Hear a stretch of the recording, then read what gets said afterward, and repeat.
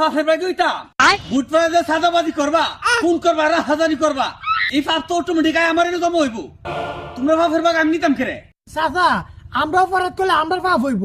আপনি একটা ভোট দিছুন এই শুরু কাটে বল কি আল্লাহ দেয়া লাগেন বই রয়েছে فمن يعمل مثقال ذرة خيرا يرى ومن يعمل مثقال ذرة شرا يرى অতকানি ভুল করলে এটা আল্লাহ দিয়ে লিখে রাখবো অতকানি ভালো কাম করলে এটা আল্লাহ প্রতিদান দিব আর এই যে তোমরা সাদাবাজি কুন্ডা হাজানি করতেছ এইগুলো তো দেখতে যদি তোমরা ভোট দে আল্লাহ তার জব দেওয়া লাগতো না